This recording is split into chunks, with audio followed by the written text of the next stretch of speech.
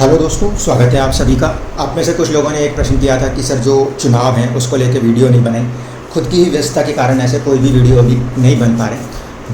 दो चार मोटे मोटे सवाल थे जिससे कि आप बेसिक एस्ट्रोलॉजी से एक सॉल्यूशन निकाल सकते हैं, उसके ऊपर भी आज चर्चा करेंगे। जैसे कि एक बहुत ही कॉमन धारणा है कि जब कभी भी शनि और राहु किसी पर्टिकुलर हाउस को इफ़ेक्ट करें तो वहाँ से जुड़ी हुई चीज़ से व्यक्ति का दूर हटने का संभावना बन जाती है।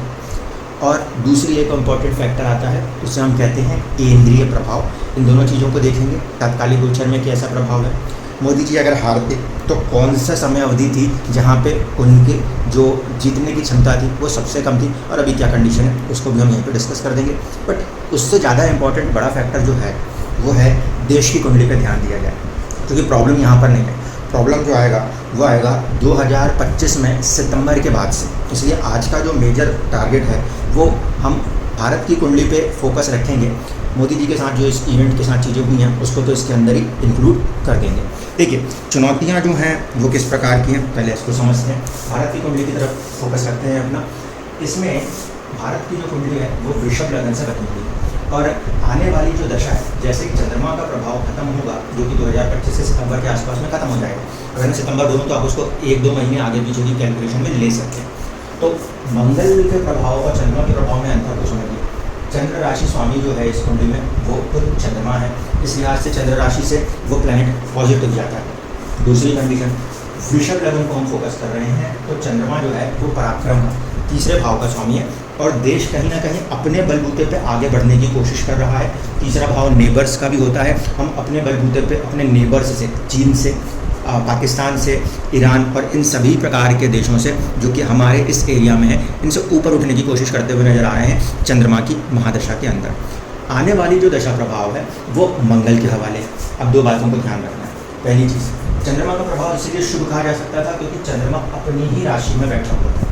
जब चंद्रमा अपनी राशि में बैठा है तो वो हमारे पराक्रम को, सॉफ्ट पावर को बढ़ा देगा। भारत ने कहीं कोई युद्ध नहीं किया, लेकिन उसके बाद भी मोदी जी की छवि कह लीजिए या भारत की छवि कह लीजिए, वो धीरे धीरे करके विकसित होती चली गई।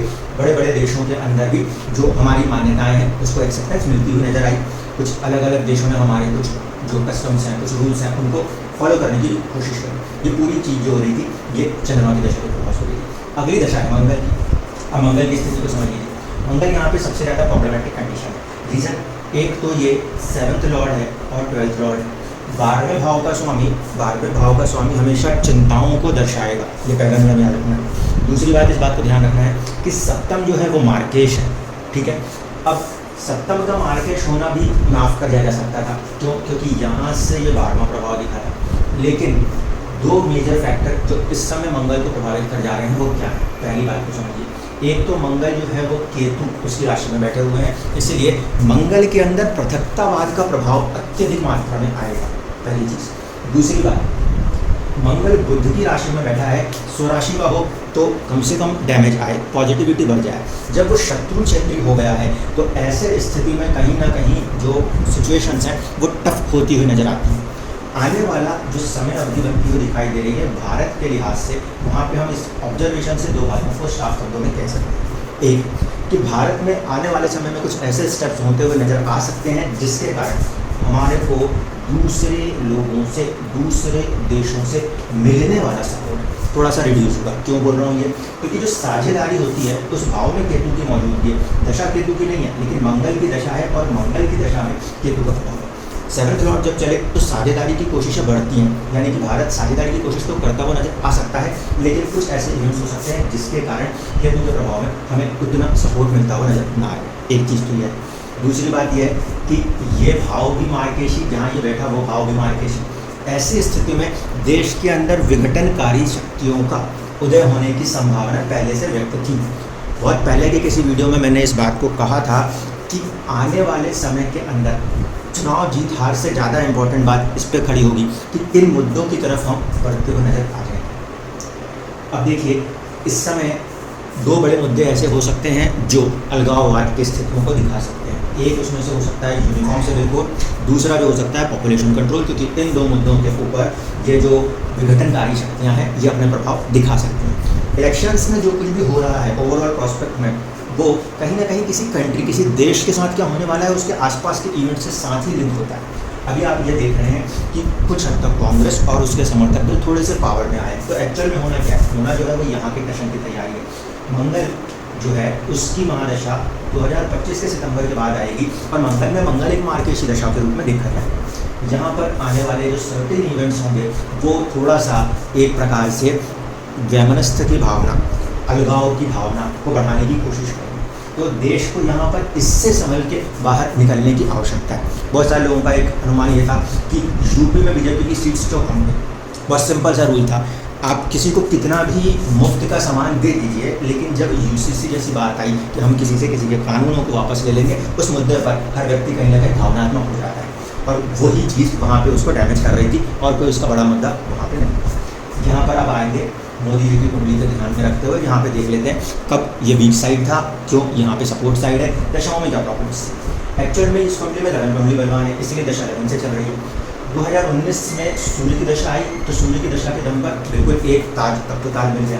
2019 के समय से चंद्रमा की दशा चल रही है, जो कि नीच राशि का है लेकिन लगन में। इसी दौरान कोविड जैसी महामारी आई। दूसरी बात में रूप पर ध्यान दीजिए, वो व्यक्ति जब सूर्य की दशा में कार्य कर रहा था तो उसका एडमिनिस्ट्रेशन बहुत ही हार्ड फास्ट होता था सूर्य के प्रभाव के कारण। जब चंद्रमा की बारी आई है तो जो अनाज बट रहे हैं, जो बेसिक सुविधाएं होनी चाहिए, वो वाला नेचर काफ़ी ज़्यादा सामने देखने को आ रहा है, यानी कि चंद्रमा का क्लियरिंग नेचर ज़्यादा देखने को आ रहा था। अब दशा अभी भी चंद्रमा की ही है, चंद्रमा लगन कुंडली में बैठा और नीच राशि अवस्था में, यानी कि इमेज को कहीं ना कहीं इफेक्ट करने की कोशिश करेगा। 2019 के जुलाई के आसपास से दशा शुरू हुई थी। उसके पहले ये चुनाव हो चुके थे पिछले वाले, जो कि सूर्य के अधीन ही चल रहे थे, इसलिए यहाँ पे कंप्लीट राइस था। सूर्य में शुक्र आखिरी दशा प्रभाव के रूप में देखा जाता है, इसलिए जो 2019 की विक्ट्री थी वो एक तरफा विक्ट्री थी मोदी जी के नाम पे। अब इसके बाद दो फंडामेंटल बेसिस को ध्यान रखें। एक चीज़, पीछे के समय में जब राहु का गोचर यहाँ से हो रहा था और शनि का प्रभाव यहाँ से, आज भी शनि का प्रभाव गोचर में ये स्थिति में है, लेकिन राहु अब यहाँ नहीं है, ठीक है।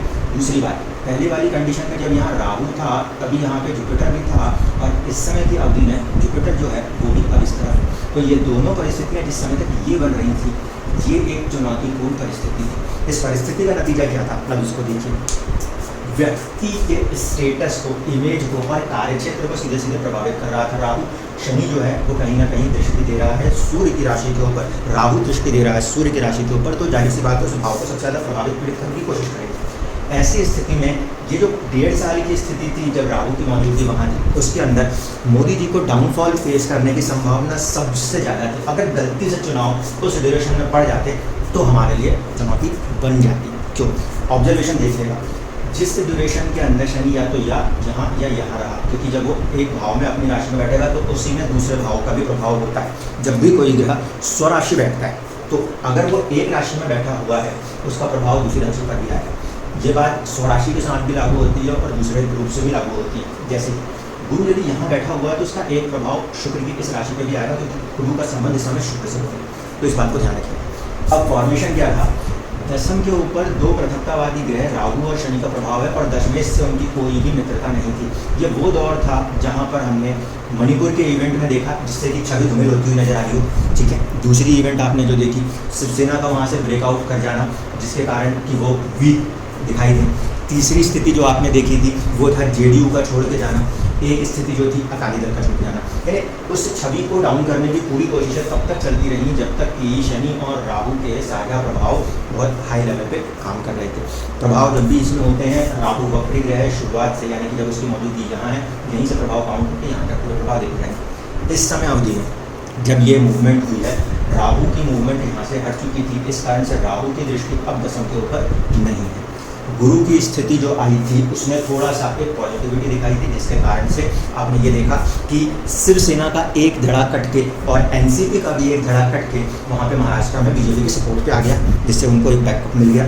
दूसरी चीज़, जो नीतीश कुमार जी गए थे वो लौट के आ गए, जिससे उसको एक बैकअप मिल गया। तो ये दोनों स्थितियाँ गोचरीय प्रभाव में तब तक बन रही थी जब तक शनि और राहु की साझा दृष्टि दशम को प्रभावित कर रही थी। अब वो स्थिति रही नहीं, इसलिए वो चीज़ को प्रॉब्लम नहीं आई। अब बात उठती है दशा इस समय क्या चल रही है। दशा इस समय जो चल रही है वो है चंद्रमा की महादशा में शनि की अंतर्दशा में शुक्र और फिर चंद्रमा। अब यहाँ से लगा के देख लीजिए, चंद्रमा की महादशा है, भाग्य का समर्थन तो रहेगा लेकिन नीच राशि अवस्था में नीच भंग है, कुछ डाउनफॉल आएगा और फिर राइज जाएगा। यानी कि जो वोट मार्जिन रहा डाउन गया, इसमें कोई दो राय नहीं, और फिर भी सपोर्ट हो गया क्योंकि मंगल के साथ चंद्रमा नीच भंग में आया। दूसरी कंडीशन, शनि का फॉर्मेशन है जो कि इस लगन कुंडली के लिए साहस पराक्रम और चौथे भाव का स्वामी है, प्रभावित कर रहा है स्टेटस दसम।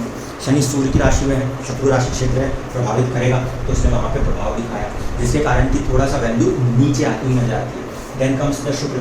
शुक्र भी जो है वो कहीं से कहीं तक सूर्य का मित्र नहीं माना जाता। इस कुंडली में ये दोनों ग्रह सूर्य से जस्ट एक घर पीछे बैठे हैं, तात्कालिक मित्रता निभा रहे हैं। इस कारण शुक्र के प्रभाव में भी जो एक डैमेज करने की स्थिति, शत्रु स्थिति मानेंगे हम कि वो जो है अपने शत्रु भाव में बैठा है, तो जो डैमेज करने की स्थिति थी शुक्र की वो अपना प्रभाव भी दिखाती नजर है। इन दो लेवल्स के ऊपर की दशाओं ने जो उनकी एक वीक साइड है उसको लाने की कोशिश करी। चंद्रमा फिर सामने खड़ा हो गया, भाग्य फिर सामने खड़ा हो गया, जो कि आगे नीच होकर नीच होंगे, अगेन सपोर्ट पॉइंट है। लेकिन इन सबके साथ साथ एक बात ध्यान रखिएगा, ट्रांजिट्स को जब यूज़ करते हैं वो इंपॉर्टेंट फैक्टर्स में देखिए, यहाँ पे है शनि की दृष्टि, जहाँ पे शनि पर बैठा हुआ। दूसरी कंडीशन है शनि की एक दृष्टि यहाँ पर भी है, इसलिए शत्रुओं को भी निपटाने का काम कर रहा है, मंगल के प्रभाव के कारण थोड़ा सा वीक होकर काम करेगा। दूसरी कंडीशन है यहाँ से इसकी दसम दृष्टि वो यहाँ पर भी आएगी।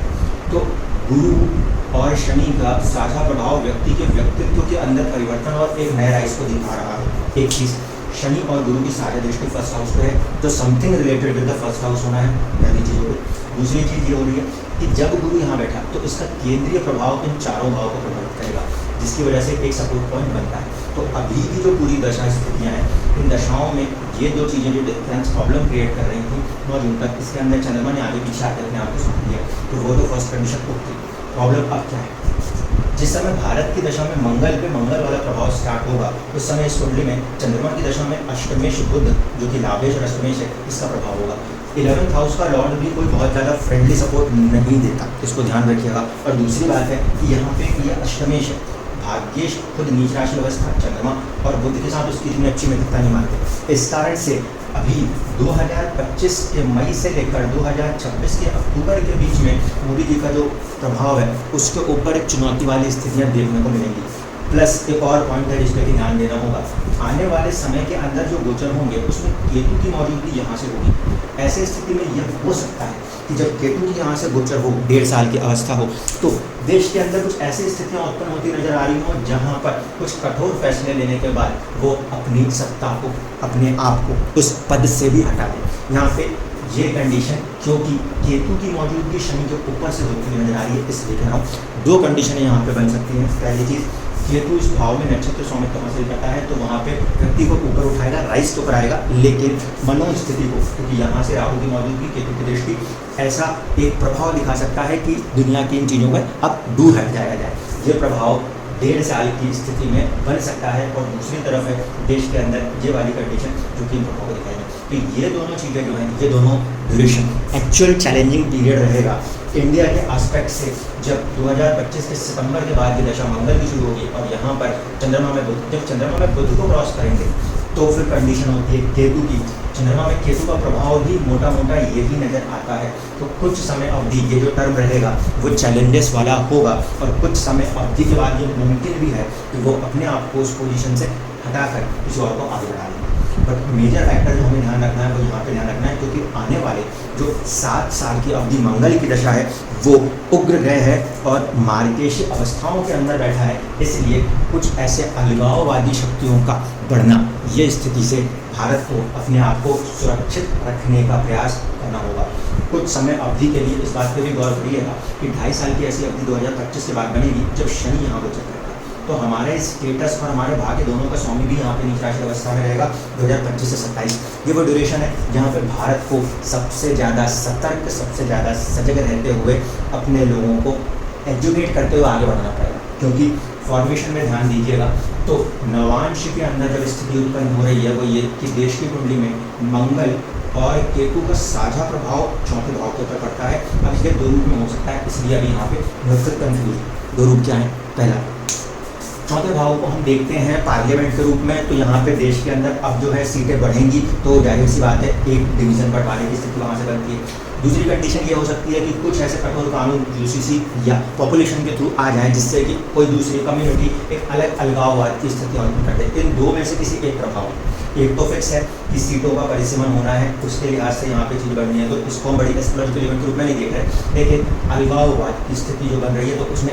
ये दो मुद्दों में से कोई एक मुद्दा ऐसा खड़ा हो सकता है जिसके दम पर ये चुनौतियों को देखना पड़ेगा और वो किस तरह से यहाँ से इस चुनौती से उभरते हैं ये भी देखना पड़ेगा, क्योंकि चंद्रमा के बाद आखिरी जो बचेगी वो बचेगी मंगल की दशा। तो पॉइंट पोजीशन में ये ड्यूरेशन जो कि चंद्रमा में बुध का होगा और चंद्रमा में केतु का होगा 2025 से आप मोटा मोटा हिसाब उसको 2027 के आसपास तक मान सकते हैं, उतना ड्यूरेशन इस गवर्नमेंट के अंदर इनको कहीं ना कहीं चुनौती देता हुआ नजर आएगा। इस समय अवधि में शनि चौथे का सुख का स्वामी था, पराक्रम का स्वामी था, शुक्र वेल्थ यानी कि कुछ हद तक परेशानियाँ चिंताओं का स्वामी था, लेकिन साझेदारी का स्वामी था, तो उसने अपने रोज को पूरी तरह से किया है। इसी प्रकार से आप दशाओं को इस्तेमाल करके और करेंट ट्रांजिट को भी थोड़ा सा अगर आप इन्वॉल्व करेंगे तो आप समझ पाएंगे कि चीज़ें कहाँ घूमती हुई कैसे बनती हुई नजर आ रही है। इस समय की अवधि ये जो गोचरीय प्रभाव है ये दर्शा रही है 1 साल की अवधि तक कुछ ऐसे इवेंट्स हो सकते हैं जिसमें व्यक्ति अपने व्यक्तित्व को आगे बढ़ाकर निखार के नए रूप में लेकर आ सकता है। धन्यवाद।